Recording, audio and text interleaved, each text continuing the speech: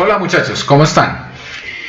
En esta clase pregrabada y en la siguiente vamos a abordar uno de los temas centrales de la unidad de microbiología industrial, el cual es la cinética de crecimiento celular y su respectivo modelamiento. Precisamente, ya sea a través de cinéticas experimentales o mediante la modelación del comportamiento cinético de las fermentaciones de los cultivos celulares, se pueden tener elementos para poder dimensionar y diseñar procesos de cultivo microbiano para la obtención de ya sea biomasa celular o metabolitos de interés con aplicación industrial. Vamos a iniciar esta clase con un repaso sobre las diferentes fases de crecimiento de los microorganismos en un cultivo por lotes. Y luego de ello vamos a proponer unos modelos para poder describir precisamente las diferentes fases del crecimiento microbiano.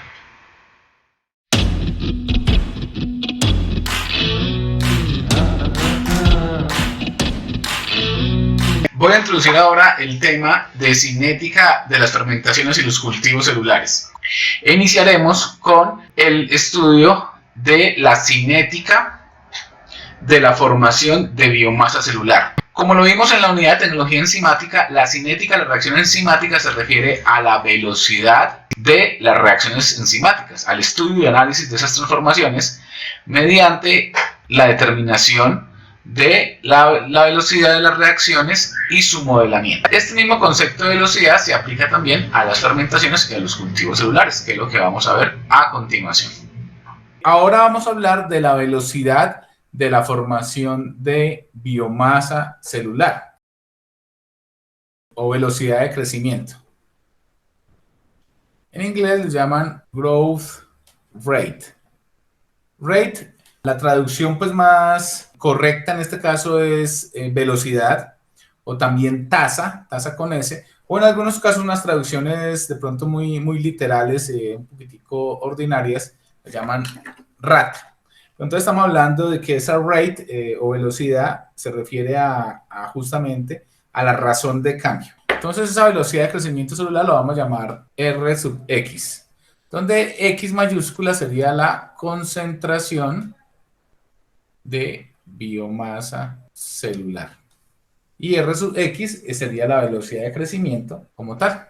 Entonces, ¿cómo vamos a analizar la velocidad de formación de biomasa celular? Pues se tiene un bioreactor, un tanque agitado para una fermentación sumergida, donde se llena con el medio de cultivo. Aquí está el medio. Digamos que el fermentador es agitado y se van tomando muestras cada ciertos intervalos de tiempo. La forma de tomar muestras corresponde sobre todo a tomar, por ejemplo, 10 centímetros cúbicos, 10 mililitros del medio de cultivo, se filtra, pues, ya sea en la centrifugación o una filtración al vacío, llevarlos a una centrífuga para que la biomasa celular, por ejemplo, las células de las bacterias, de la levadura o de los hongos, precipiten, pues se lleva la biomasa a un crisol y se lleva hasta peso constante, a una estufa, a una mufla, digamos a alrededor de 80, 100 grados Celsius, durante un periodo de 10, 11, 12 horas, hasta peso constante. Ese peso constante entonces nos va a dar un valor y ese valor pues se divide entre los 10 mililitros iniciales de la biomasa, de la muestra que se tomó. Y de esa manera se puede obtener entonces la biomasa celular en gramos de peso seco por litro. Eso se llama el método del peso seco. Y es el método más utilizado en la industria para evaluar la biomasa celular. Cómo va creciendo la biomasa celular en el tiempo. Lógicamente también de la microbiología, ustedes vieron en microbiología general o en microbiología de alimentos, que hay otra serie de métodos para medir la biomasa celular, por ejemplo, para obtener la biomasa en términos de unidades formadoras de colonia por mililitro. Entonces se toma también una muestra, se diluye, se hacen unas diluciones, como se hace frecuentemente en microbiología, 10 a la menos 1, 10 a la menos 2, 10 a la menos 3, inclusive 10 a la menos 8, 10 a la menos 9. Y después, esa muestra muy diluida, pues 10 a la menos 1 sería 1 en 10, 10 a la menos 2, 1 en 100 y así sucesivamente. Esa muestra muy diluida pues se lleva a una caja de Petri con un medio selectivo para el tipo de microorganismos que se quiere medir y se esparce, por ejemplo, en el caso de las bacterias, con un asa, se esparce esa gota, una gota, se dispone una gota en el medio de cultivo y después se esparce. En el caso de las bacterias o en el caso de los hongos, se pone una gota en la mitad y el hongo va creciendo entonces de manera radial. Y en el caso de las bacterias, después de esparcir con un asa la gota de la muestra diluida, entonces van a aparecer en un cultivo de un día para otro, de varios días, unas colonias sobre el agar para contarlas. Se supone que está tan diluida la muestra que cada bacteria, cada célula va a quedar aparte y después va de esa bacteria formando una colonia. Se llama unidad de formador de colonia por mililitro. En el caso de los hongos, pues es un poco más complejo. Esta forma de medición se utiliza en especial para bacterias, pero por eso es que en microbiología se habla de unidad de formador de colonia por mililitro. Pero, repito, para efectos industriales, para muchos microorganismos, sobre todo para levaduras, pues puede trabajar el método del peso seco. Entonces, digamos que en nuestro fermentador, en nuestro bioreactor para el cultivo de microorganismos, se sacan muestras en cada ciertos intervalos de tiempo y se miden por el método del peso seco. Y se construye entonces una curva. Aquí tenemos el tiempo en horas y aquí la biomasa celular X en gramos sobre litro. Para complementar el título, estamos hablando de cinética de la formación de biomasa celular en un proceso por lotes. Aquí están creciendo los microorganismos. Lógicamente, justo después de la inoculación, pues sería el tiempo cero, pues tenemos una concentración inicial de biomasa X sub 0. La concentración en el tiempo T igual a 0. Digamos que cada 10 horas se sacan las muestras, se analizan por el método del peso seco y obtenemos entonces unos datos.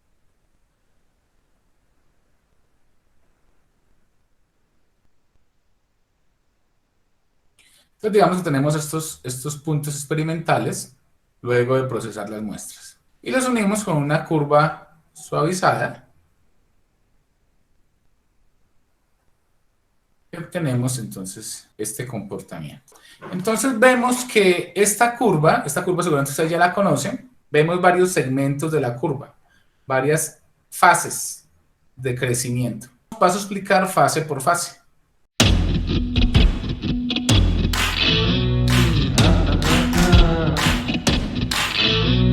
Aquí vemos la primera fase, que vemos que la concentración de biomasa en la primera parte del ciclo de crecimiento celular no cambia significativamente. Esa fase la llamamos fase latente o fase lag. No suena como K al final en inglés. ¿A qué se refiere esta fase lag o esta fase latente? Durante la fase latente, el cultivo de microorganismos pues recién ha sido inoculado. Sí, en el tiempo cero se inoculó el medio de cultivo. Esos microorganismos, antes de empezar a crecer, empiezan a adaptarse a las nuevas condiciones, porque como venían de antes, venían, por ejemplo, de un Erlenmeyer, donde se cultivó los microorganismos en el laboratorio, y después se agregaron al medio de cultivo. Estaban creciendo los microorganismos en un frasco, en un matraz de vidrio, y si necesitaban aireación, entonces fueron agitados esos microorganismos, el cultivo de microorganismos, en el laboratorio, en un shaker. Shaker, en inglés, que es un agitador.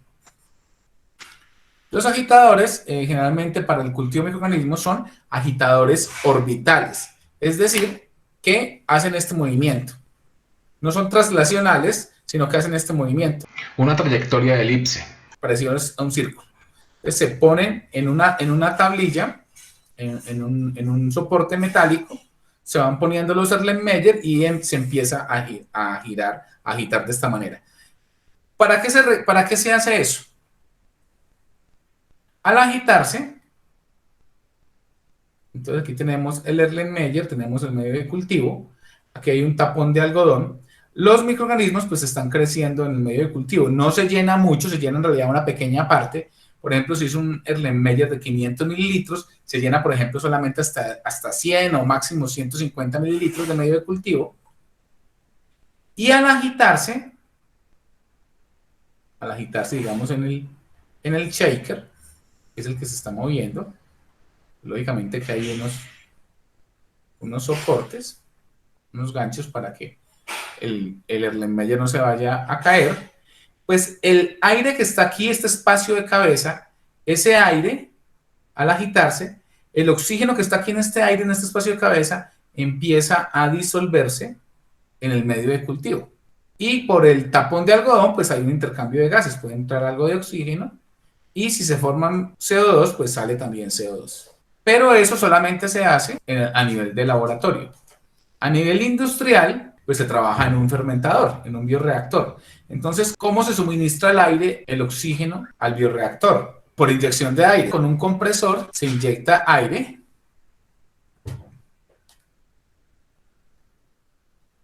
para burbujearlo al bioreactor y pues lógicamente hay unos gases de salida. Entonces, aire. Inclusive no se utiliza un compresor normal de esos de neumáticos, sino que como se requiere que el aire sea muy puro, el aire tiene que estar filtrado. Y además de eso, a veces se utiliza, por ejemplo, nosotros en la planta de bioprocesos, un compresor de aire de los de odontología, que es el que utilizan a uno para limpiar o para retirar diferentes materiales de la boca por parte de los odontólogos. Entonces utilizan el aire, un compresor que sea específico. Tiene una serie de filtros que evitan que, por ejemplo, el aceite de los motores del compresor queden restos de aceite en el aire. En odontología no se puede hacer eso, tiene que ser un aire muy puro, entonces es más o menos parecido a el tipo de compresores que utiliza acá, además del aire filtrado para los bioreactores. Sea como sea, esta es una fermentación, un cultivo aeróbico y se inyecta el aire. Lógicamente hay unos gases de salida. Entonces utilizas un tubo, un puerto de salida y lógicamente ese tubo también tiene que ser con un filtro para evitar que al espacio exterior puedan llegar de pronto pequeñas gotas de microorganismos y también para evitar que haya contaminación desde el medio externo hacia el interior. Imagínense que aquí se estuviera cultivando, lógicamente eso también es biotecnología, pero sería una biotecnología militar y no es para nada altruista con la humanidad, algún arma biológica. Entonces, pues imagínense que acá es muy importante guardar la hermeticidad del proceso. Pero así no fuera una arma biológica, de todas maneras hay que garantizar de que no haya contaminación dentro del bioreactor y trabajar lógicamente con microorganismos seguros que no sean patógenos para los trabajadores de la planta, en caso de que haya algún tipo de fuga. Entonces por eso se trabaja con fermentadores cerrados, con filtros también en la entrada de aire y simplemente pues unos tubos de salida. Simplemente.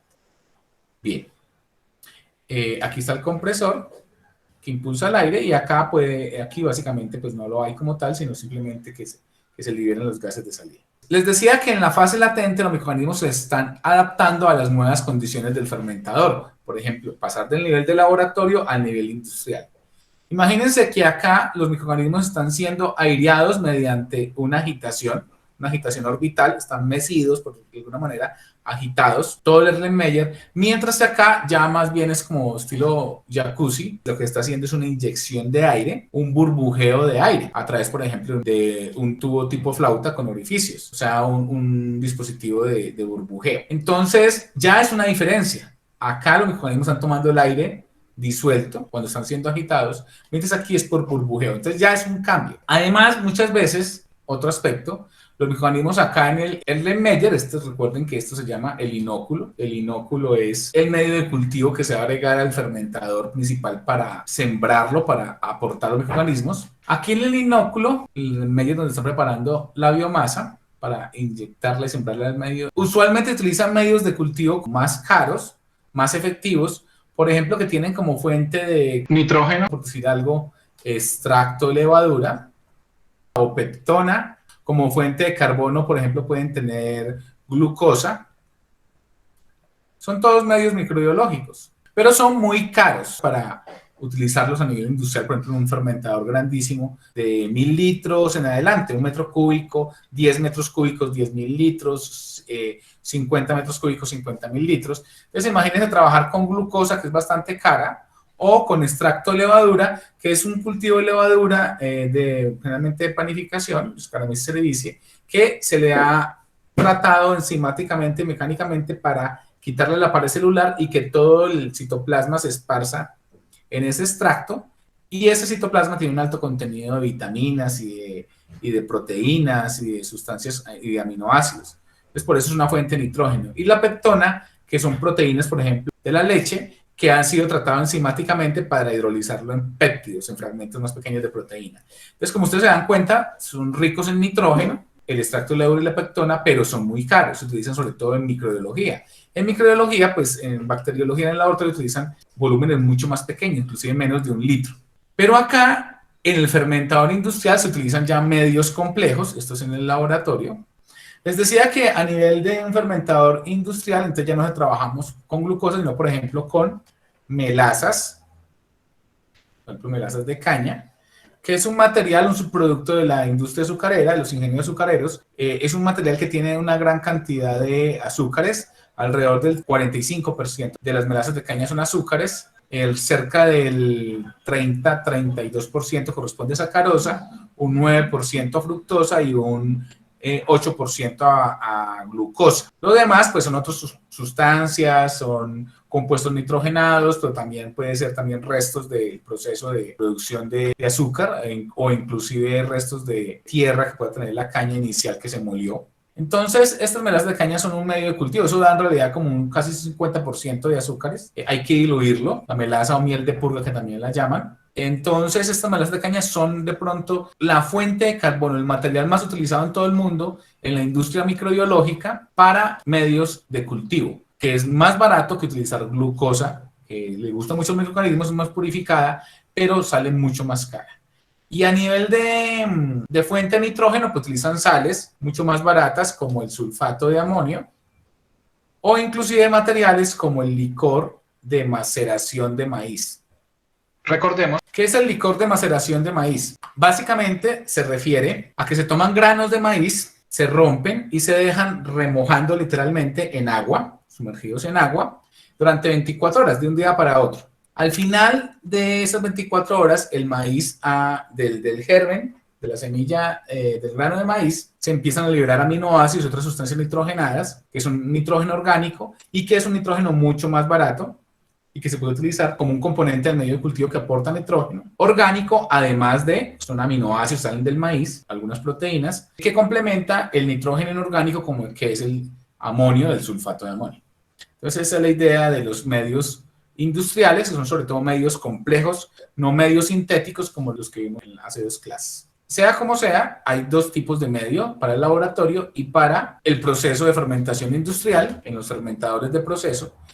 Y entonces, como les venía diciendo, cuando se inocula, los microorganismos pueden pasar de un medio que tiene glucosa, extracto de levadura, peptona, etcétera, a un medio que tiene ya melasas de caña, un poco más sucio, con más impurezas, quiero decir, y sulfato de amonio. Entonces, el cambio es drástico. Y además, pues también están pasando de un bioreactor que es un Erlenmeyer de vidrio, con un tapón de algodón, a un bioreactor industrial que está en acero inoxidable, en donde ya no están siendo agitados de esta manera, sino que están siendo agitados con un agitador mecánico.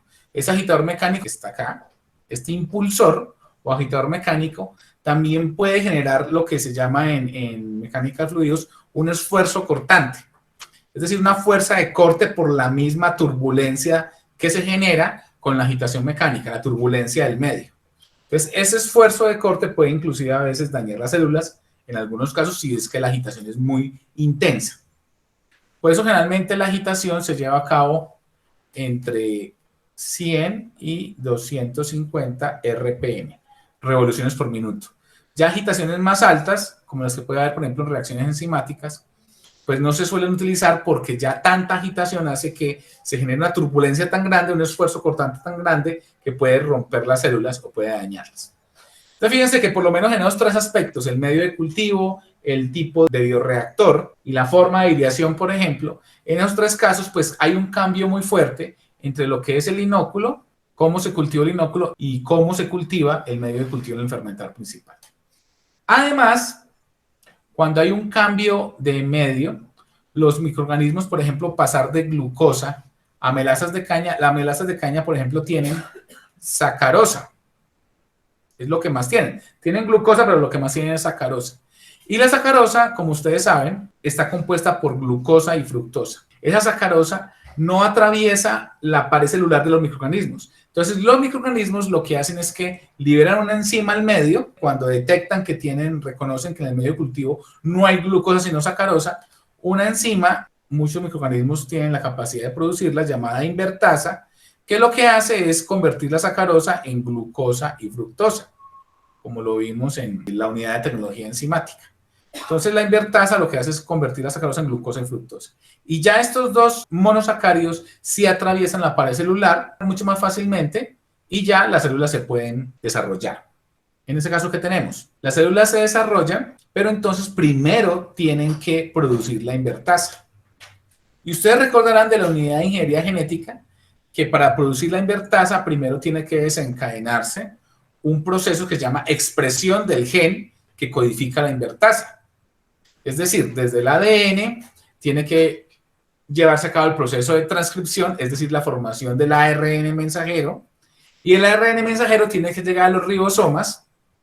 Pues en el caso de las bacterias no hay un núcleo definido, en el caso de las levaduras y los hongos sí, tendría que atravesar la membrana nuclear, salir al citoplasma y llegar a los ribosomas. En el caso de las bacterias no, ya está el ADN nadando en el citoplasma.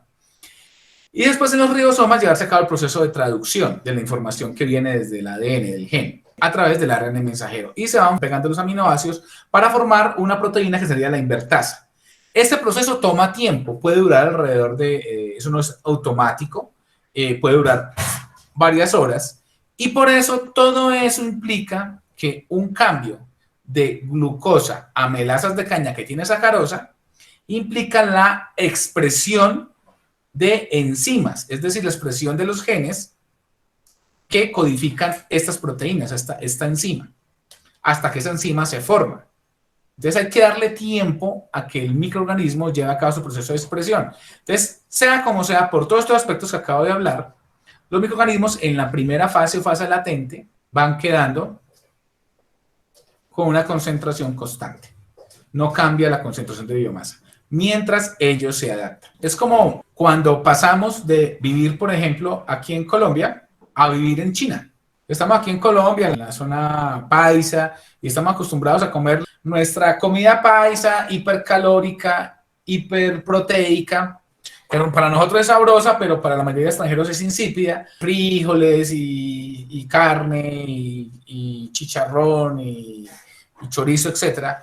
A ir a China a comer una cantidad de cosas con una comida muchísimo más variada, pero de pronto con otros tipos de proteína animal, de pronto con proteína animal de serpiente, de rata, de perro, de cerdo. Ellos comen menos carne de res, más carne de cerdo y otra dieta muy variada. Entonces, eso implica que de pronto nosotros tengamos que adaptarnos a ese nuevo tipo de comida. O aquí en Colombia, para no irnos muy lejos, de estar comiendo acá, por ejemplo, o en Bogotá, a irnos a adaptarnos, por ejemplo, a las costas pacífica o atlántica. El agua en esas regiones no es tan potable como la que tenemos, la que disfrutamos aquí en Manizales. Y generalmente, por ejemplo, a mí cada vez que voy a la costa y no tengo cuidado con el agua, pues me da diarrea. Hasta que me adapto. Si yo tuviera que vivir mucho tiempo en la costa, pues lógicamente al final me adaptaría. Pero hay un periodo de latencia mientras mi organismo se adapta a las nuevas condiciones, al agua con menor calidad y de pronto al tipo de comida. Entonces, digamos que esa latencia es la que estamos hablando acá, este periodo de latencia de adaptación.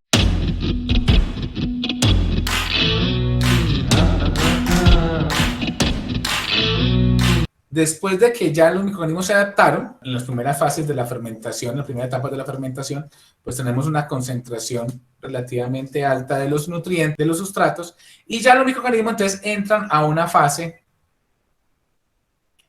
de crecimiento vigoroso, donde ellos empiezan intensamente a consumir los sustratos, la fuente de carbono, la fuente de nitrógeno, las otras sales que se ven en el medio, y mientras haya disponibilidad de sustratos, ellos empiezan a crecer y multiplicarse, y la concentración de microorganismos entonces empieza a aumentar. Entonces vemos que la curva sube notoriamente. Entonces digamos que aquí tenemos la concentración de sustrato inicial. Aquí tenemos el sustrato, también en gramos por litro. Y durante este tiempo, pues los microorganismos están consumiendo el sustrato. Y vemos cómo va bajando la concentración del sustrato. Cómo se va consumiendo el sustrato. Esta curva verde que tenemos acá. Al final de la fase de crecimiento, hay menos concentración de sustrato, hay menos disponibilidad de nutrientes. Y los microorganismos, entonces, al notar que hay menos disponibilidad de sustancias nutritivas, cesan su crecimiento, dejan de reproducirse, como ocurre con toda la diversidad biológica de organismos que tenemos en este planeta.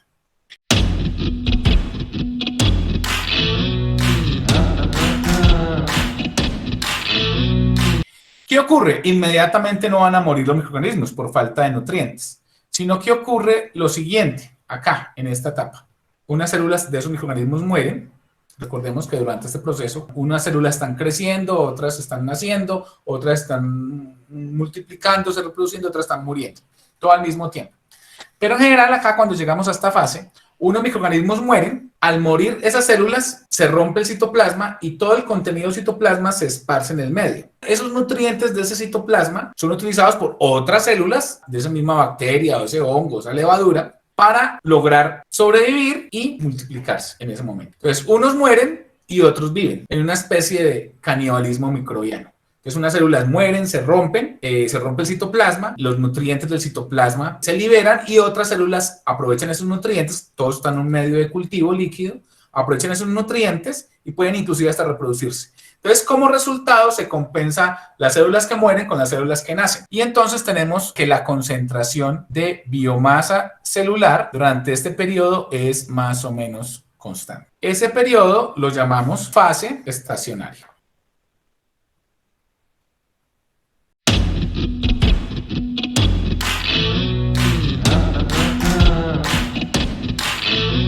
Pero en ese proceso de que unas células mueren y otras nacen, ese proceso no es eterno. ¿Por qué? Porque poco a poco en el medio de cultivo, además de formarse biomasa, se van formando productos. Y algunos de esos productos que las células liberan al medio de cultivo donde están creciendo, lo llamamos generalmente caldo de cultivo, otra forma de decirlo. A ese caldo, las células pueden además generar productos que son tóxicos para las mismas células. Son tóxicos, son productos de excreción. Y esas sustancias tóxicas que se van acumulando, porque pues es un cultivo por lotes, no agregamos nuevas porciones de medio de cultivo fresco. Esas sustancias tóxicas lo que hacen es inhibir el crecimiento celular y pueden empezar a intoxicar a las células. Y como ya no hay definitivamente sustratos, ya no hay componentes nutritivos en el medio, entonces las células empiezan poco a poco a morir. Y entonces tenemos una fase de crecimiento celular llamada simplemente fase de muerte. De hecho, quiero hacer una precisión. Estas curvas en realidad se pueden notar mucho mejor cuando la concentración de biomasa celular no se mide en gramos sobre litro, sino que se mide desde el punto de vista microbiológico, ya lo veíamos anteriormente, en células por mililitro. Por ejemplo, unidades formadoras de colonia. Células por mililitro. Inclusive no lo trabajan con X cuando se trabajan estas unidades, sino se trabaja con la variable N. X para gramos por litro, pues concentración de biomasa en peso seco. Y N, número de células por mililitro. Igual son formas de medir la concentración de biomasa celular. Y en ese caso, cuando se miden en el tiempo el número de células por mililitro, se notan mucho mejor las fases, inclusive de esta manera, casi que se notan así. La fase latente, la fase de crecimiento y la fase de muerte. Se nota mucho mejor, quería hacer esa precisión.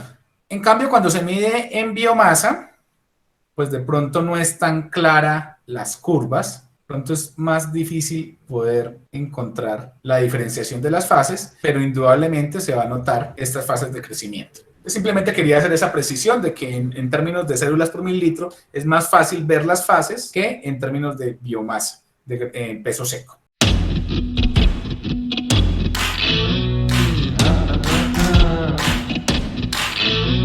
Entonces ahora, ¿qué vamos a hacer? Ya desde el punto de vista de ingeniería. Entonces ahora lo que vamos a hacer para poder utilizar esta información para diseñar o dimensionar el proceso de fermentación, vamos a convertir esto en el lenguaje matemático, en el lenguaje de la ingeniería. Entonces para eso vamos a intentar modelar matemáticamente este crecimiento celular, la curva roja. ¿Y qué es modelar matemáticamente? Es describir este proceso mediante un modelo matemático. ¿Y qué es un modelo matemático? Ya lo veíamos en alguna de las clases pregrabadas. Es un conjunto de expresiones matemáticas que permiten predecir el comportamiento del sistema o describir el comportamiento del sistema. ¿Cómo se describe el comportamiento del sistema? Con una ecuación se puede generar una curva y que esa curva coincida con estos puntos experimentales, con esto que tenemos acá. Esos son los términos pues, más sencillos. Como tenemos diferentes fases de crecimiento, entonces a cada fase le va a corresponder un modelo matemático. Empecemos por la fase LAC. Para la fase latente. Digamos que la fase latente está ocurriendo entre el tiempo t igual a 0, cuya concentración de biomasa es x sub 0, y el momento de tiempo acá lo vamos a llamar t-lac. T-lac es el tiempo de duración de la fase latente. Entonces, ¿cuál sería el modelo matemático para la fase latente?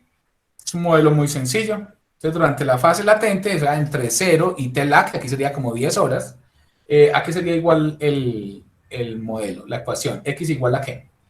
X sería igual a X sub 0. Así de sencillo. X sería igual a X sub 0 entre t y t-lac. O sea, X es constante y es igual a la concentración inicial de biomasa.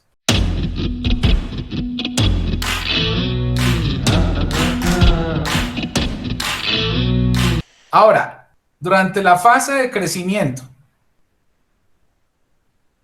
entonces, ¿cuál sería el modelo matemático para esta fase de crecimiento? Aquí vemos que X ya, a diferencia de la fase latente, va cambiando con el tiempo. Entonces, en este caso, cuando estamos hablando de un cambio de una variable con respecto al tiempo, utilizamos la derivada. Entonces, aquí tendríamos la derivada de biomasa con respecto al tiempo.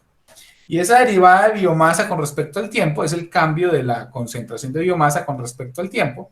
Sería igual justamente a el concepto que hemos visto que sería R sub X. Esa es la derivada del cambio de la biomasa con respecto al tiempo y R sub X es la velocidad de crecimiento celular. Esa velocidad de crecimiento celular es en últimas, es una ecuación. Aquí será un modelo matemático dado. Es una expresión, una ecuación de la velocidad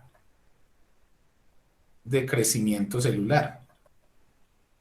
Entonces, en forma genérica, decimos que el cambio de la biomasa con respecto al tiempo en la fase de crecimiento es igual a la velocidad de crecimiento celular, R sub X, que es una expresión matemática. Miremos la expresión matemática más sencilla que se trabaja para el crecimiento celular. Lo vamos a llamar el modelo de Malthus. Malthus fue un demógrafo, un investigador en demografía de finales del siglo XIX, 1800, inglés, y principios del siglo XX. Él propuso una ecuación para modelar el crecimiento de una población, básicamente también en la población de seres humanos, en donde dijo que la velocidad de cambio o la velocidad de crecimiento de la población es proporcional a la cantidad de individuos de esa población en un momento dado de tiempo. Ya en términos, aplicando eso para modelos celulares, para biomasa celular, diríamos entonces que el cambio de la biomasa celular con respecto al tiempo es directamente proporcional a la concentración de biomasa. El cambio de la concentración de biomasa con respecto al tiempo es directamente proporcional a la concentración de biomasa. Y el coeficiente de proporcionalidad, mu, es constante. Y mu se denomina velocidad específica de crecimiento celular. Entonces, el modelo de Malthus dice que la velocidad de crecimiento celular de X sobre dt, que es el cambio de la concentración de biomasa con respecto al tiempo, es igual, esta velocidad, es igual a mu por X, es decir, que es proporcional directamente a la concentración de biomasa. ¿Cuáles son las unidades de dx sobre dt? ¿Cuáles son las unidades? Recordemos que X está en gramos sobre litro, bueno, también puede estar en kilogramos sobre metro cúbico, y que T está en horas. Entonces, Rx, que es lo mismo que dx sobre dt, la biomasa está arriba, gramos sobre litro sobre hora. Y recuerden, cuando tenemos estas fracciones de fracciones, el numerador de la fracción pequeña de la fraccioncita se queda y los demás se multiplican. O sea que es lo mismo que gramos sobre litro en una hora. Entonces, ¿cuáles serían las unidades de μ?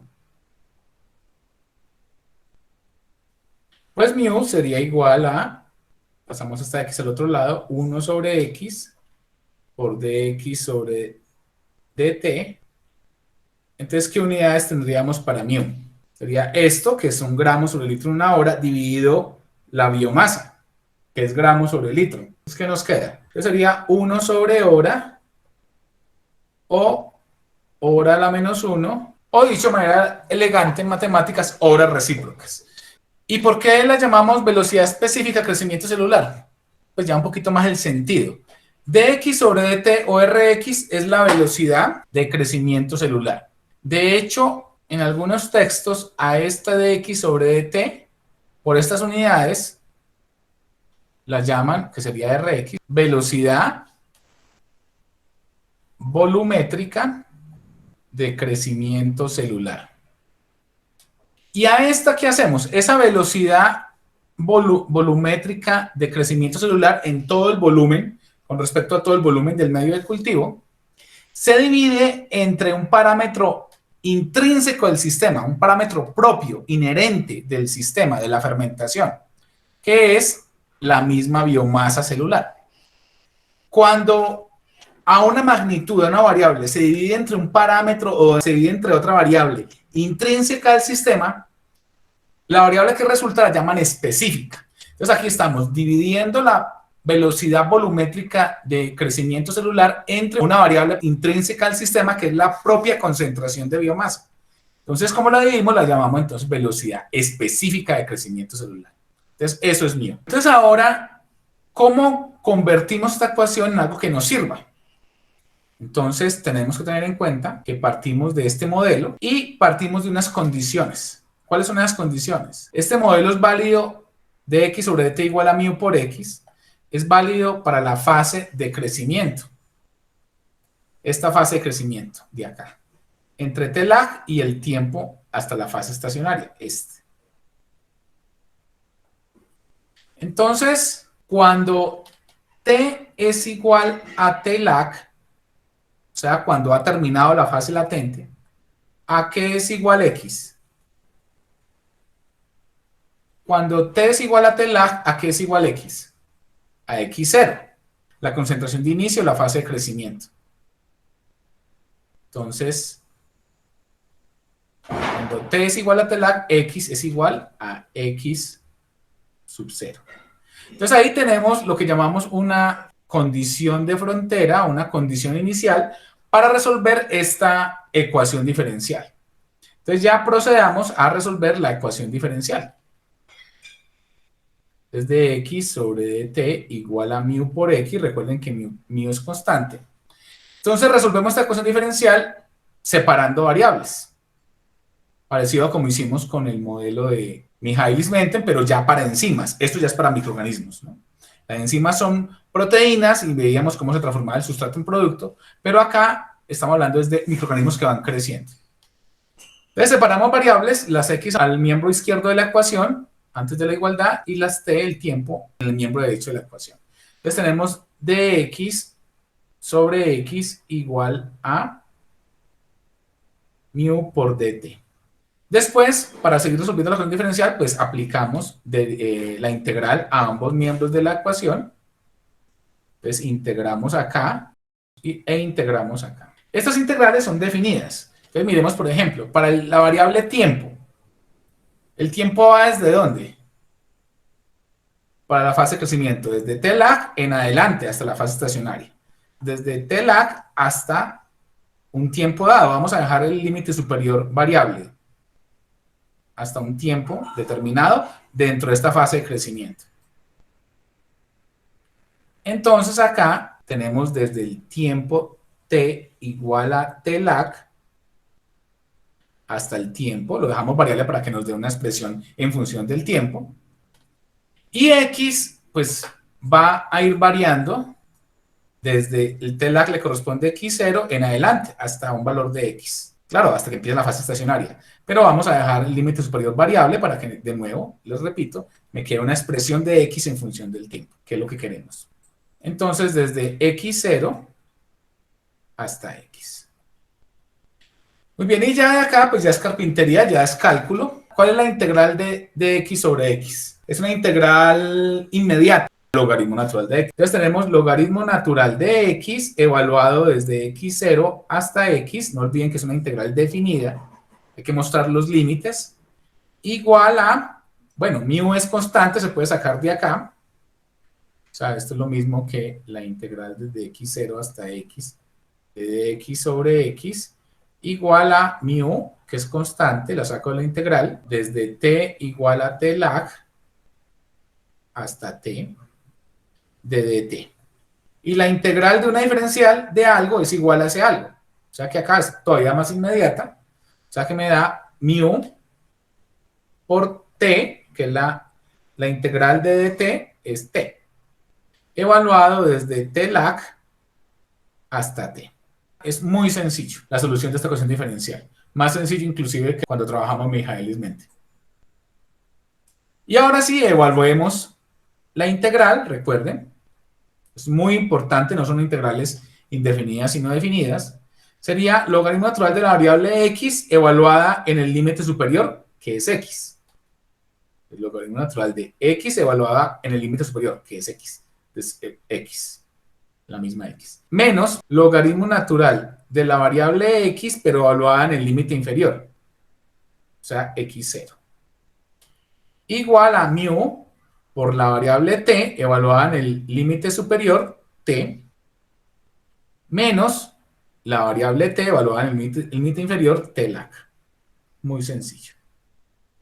Por propiedades de los logaritmos, pues esta diferencia de logaritmos es lo mismo que el logaritmo de x sobre x sub 0 igual a mu por t menos t lag. Entonces fíjense que obtenemos una expresión logarítmica de x en función del tiempo. Aquí las variables ¿cuáles son? La variable dependiente x y la variable independiente t. Entonces por eso a esta fase de crecimiento la llaman, cuando se aplica este modelo, que obtenemos una función logarítmica, a esta fase de crecimiento la llaman también fase log, fase logarítmica, fase log. Pero resulta que todavía pues no está como muy elegante la ecuación, queremos que sea mucho más funcional, queremos despejar x, entonces despejemos x.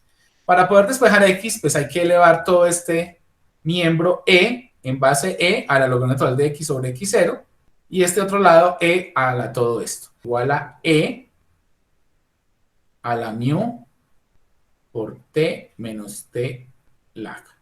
E a la logaritmo natural de x sobre x0. Ambos miembros de la ecuación pues lo elevamos con la base e, el número de Euler. Y pues e a la logaritmo natural de algo es igual a ese algo. Entonces x sobre x0 igual a e a la mu por t menos t lag. Y despejando x nos queda x igual a x sub 0 por e a la mu por t menos t lag. Como se pueden dar cuenta, aquí tenemos entonces una función exponencial. Recuerden que la función exponencial, y en función de x, y igual a e a la x, es una función que empieza es cuando x vale 0, ¿cuánto vale y? E a la 0 es 1, empieza por acá. Entonces la función exponencial es así. Y fíjense que en la fase de crecimiento, esta parte roja, pues se parece, va hacia arriba, por lo menos hasta la fase estacionaria. Pues la función exponencial es infinita, crece infinitamente. Esta también es exponencial, pero la vamos a aplicar no para que crezca infinitamente, porque los microorganismos no van a poder crecer infinitamente porque se agotan los sustratos en la vida real, pero sí por lo menos a esta parte entre TELAC y el inicio de la fase estacionaria. Entonces, por eso a la fase de crecimiento también la llaman fase exponencial. Fase de crecimiento vigoroso, fase de crecimiento, fase logarítmica o fase exponencial. Entonces, así hemos llegado a una expresión sencilla para la fase de crecimiento.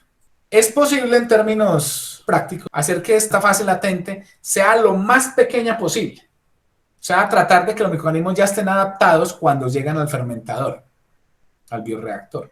Entonces, hacer que esta TELAC dure muy poquito, o sea, que TELAC sea prácticamente igual a 0.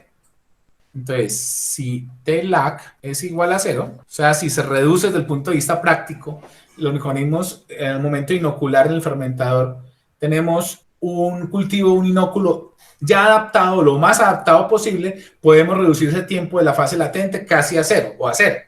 Entonces, en ese caso, pues X sería igual a X sub 0 por E a la mu T. Una expresión todavía más sencilla, que es la ecuación del modelo de Malthus. Corresponde a este, es el modelo de Malthus.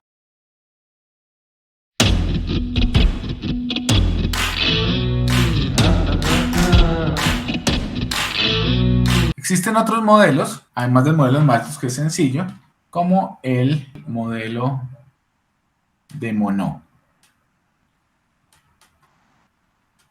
Tal vez el modelo más famoso de crecimiento celular. Jacques Monod, un microbiólogo francés, un científico francés, que propuso este modelo en 1949, estudiando el crecimiento de las bacterias en aguas residuales. Entonces él propuso el siguiente modelo, dijo que el cambio de la concentración de biomasa con respecto al tiempo es igual a mu por X, o sea, igual que el modelo de Malthus, pero mu ya no es constante, sino que depende de la concentración de sustrato.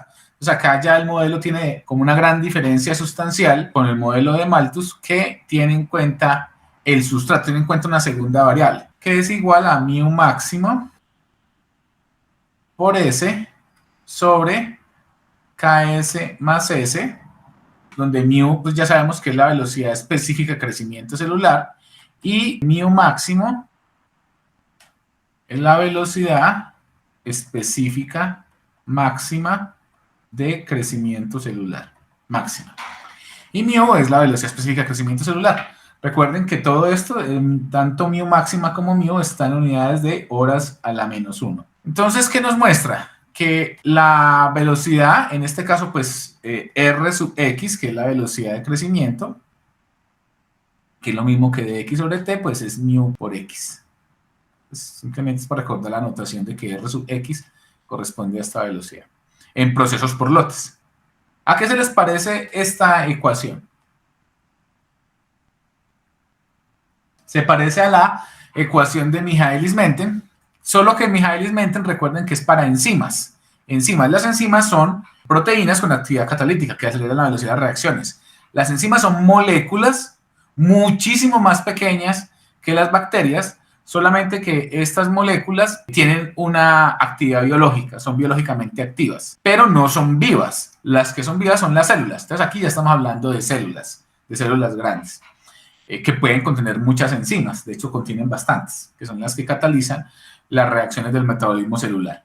Aquí tenemos el modelo de Monod. Si lo juntamos, vemos que ya se ve un poquito diferente al de Michaelis-Menten, de X sobre dt igual, entonces sería mu máximo por S sobre Ks más S por X. Entonces aquí es un poco diferente. ¿Por qué?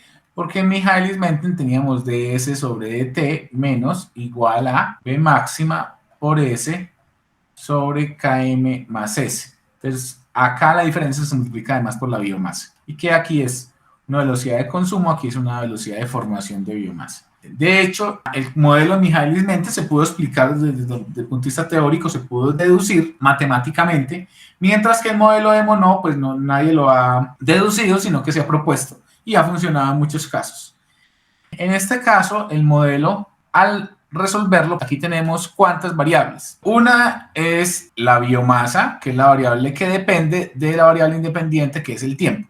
El tiempo es la variable independiente y la variable dependiente es la concentración de biomasa. Hay una tercera variable que va cambiando con el tiempo también, la concentración de sustrato. Entonces aquí tenemos dos variables dependientes. ¿Y cuántas ecuaciones diferenciales tenemos? Tenemos en realidad no dos, tenemos una, porque es que esta está dentro de esta. Tenemos una sola ecuación, esta. Y tenemos dos variables dependientes, entonces no hay forma de resolverlo. Necesitamos una segunda ecuación diferencial para poder generar las curvas de biomasa y de sustrato en función del tiempo. Aquí tenemos esta que nos muestra, la de Monod, que nos muestra cómo cambia la concentración de biomasa en función del tiempo. Necesitamos entonces una segunda ecuación que nos muestra entonces cómo cambia la concentración de sustrato en función del tiempo. Esta es la biomasa va a aumentar en principio, entonces tiene signo positivo acá, y el sustrato se consume, entonces esta sería igual a menos, bueno, hay muchas formas de ecuaciones, menos porque es un consumo de sustrato, el sustrato se va consumiendo. Recuerden que ds sobre dt es el cambio de sustrato con respecto al tiempo.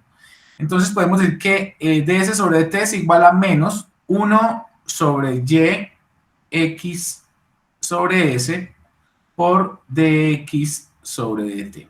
Yx sobre s es el rendimiento de biomasa a partir de sustrato.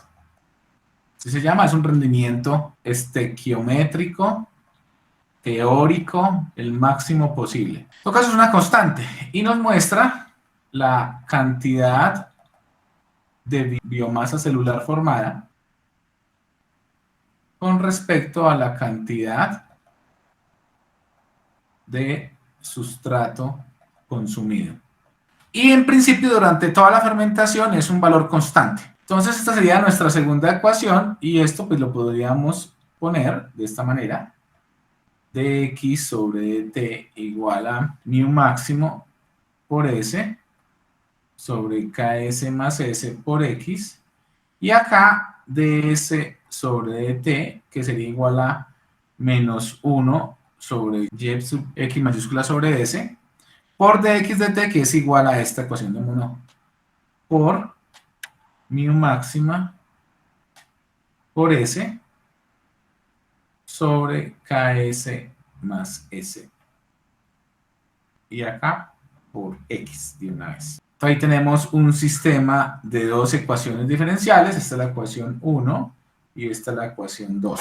Al resolver este sistema de ecuaciones diferenciales, ustedes pueden resolverlo de manera más fácil mediante un programa matemático como puede ser MATLAB. Entonces en MATLAB se puede resolver este sistema de ecuaciones diferenciales. Lógico, para resolverlo, ¿qué necesitamos antes de resolverlo? Necesitamos unas condiciones de frontera. Recuerden que para resolver cualquier ecuación diferencial necesitamos condiciones de frontera, que son muy sencillas. ¿Cuáles serían estas condiciones de frontera? Serían, en este caso, como la variable independiente es el tiempo, entonces sería que para el tiempo igual a 0, serían condiciones iniciales. Para el tiempo igual a 0, entonces, x es igual a x sub 0 y s es igual a s sub 0. X empieza de un valor inicial de la concentración de biomasa, cuando se agrega al bioreactor, al fermentado se agrega el inóculo, y S sub 0, la concentración inicial del sustrato, cuando pues, se prepara el medio de cultivo, pues empieza la fermentación, se tapa el bioreactor y empieza el fermentado y empieza el proceso de fermentación. Entonces, para resolver esto en MATLAB se utiliza la función, hay varias, pero la más utilizada es O de 45. Es la función que se requiere. Ustedes pueden entrar a internet, en Google, y buscan lo que llamamos en MATLAB la sintaxis. O sea, cómo se debe describir la función O de 45 para que resuelva el problema. Pero también puede utilizar software más fácil. Por ejemplo, en internet está disponible, pero por 15 días, el software Polymath, que es más sencillo inclusive de trabajar que MATLAB, aunque lógicamente MATLAB es mucho más poderoso, Pero Polymath tiene unas funciones básicas, resuelve sistemas de ecuaciones lineales, sistemas de ecuaciones no lineales, resuelve regresiones lineales y no lineales y resuelve ecuaciones diferenciales. Y la forma de resolver ecuaciones diferenciales es muy sencilla. Uno prácticamente casi que escribe estas ecuaciones y ya le agrega los datos de los coeficientes, de los parámetros, o sea, las constantes, mu máxima, ks y yxs, estos tres, y se resuelve. Sea como sea, no son los únicos programas para resolver ecuaciones diferenciales. Al resolver las ecuaciones diferenciales, ¿qué obtenemos? La solución de este sistema de ecuaciones diferenciales corresponde a dos funciones que se pueden representar como dos curvas. ¿Cuáles curvas? O sea, resolviendo esto, nos va a dar la curva de biomasa en función del tiempo y la otra es la curva de sustrato en función del tiempo. Entonces son estas dos funciones, estas dos curvas en función del tiempo, porque el tiempo es la variable independiente de las ecuaciones diferenciales. Entonces, al resolver esto, obtenemos matemáticamente, si tenemos, lógicamente, las condiciones de frontera y tenemos, lógicamente, el valor de los parámetros. Entonces, al resolverlo, este es el tiempo en el eje de las abscisas, el eje horizontal, y en el eje de las ordenadas, o el eje vertical, tenemos biomasa y sustrato. Entonces, el sustrato empieza en S sub 0, es un proceso por lotes, tiene esta forma, hasta que se acaba. Y la curva de biomasa tiene esta forma, empieza en una concentración inicial X sub 0, que es la que tenemos en el bioreactor después de agregar el inóculo, va creciendo. Cuando se acaba el sustrato, entonces esto es 0. Entonces la velocidad, todo esto se vuelve 0. Y la velocidad o el cambio de la biomasa con respecto al tiempo se vuelve 0. Es decir, no cambia. Y por lo tanto aquí tenemos la curva, matemáticamente tiene esta forma.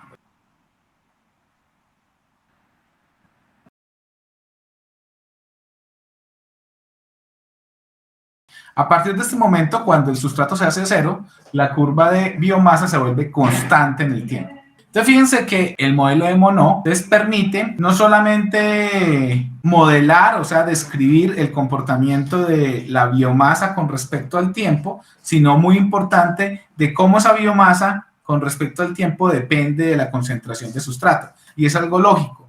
Nosotros mismos crecemos y nos desarrollamos en función de que tenemos buena nutrición, buena alimentación. Entonces, lo mismo para los microorganismos. Y además, si la fase latente fuera muy pequeña, tendiente a 0, nos permite mostrar entonces la fase de crecimiento y la fase estacionaria, las dos. A diferencia del modelo de Malthus, que si lo dejamos trabajar sigue creciendo indefinidamente, de manera infinita, porque la función exponencial es infinitamente creciente.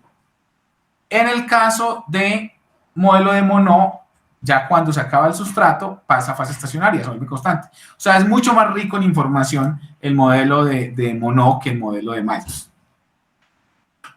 Y más cercano a la realidad, porque los microorganismos no van a crecer independientemente de la disponibilidad de sustrato, como lo hace Malthus. Ya la fase de muerte, ya este modelo no lo logra captar. Recuerden que para obtener esto necesitamos las constantes y los valores de las condiciones de frontera. Recuerden que mu máximo está en horas a la menos 1 y yx sobre s está, digamos, en gramos de biomasa formada sobre gramos de sustrato consumido. Y x, por ejemplo, en gramos sobre litro y s también en gramos sobre litro.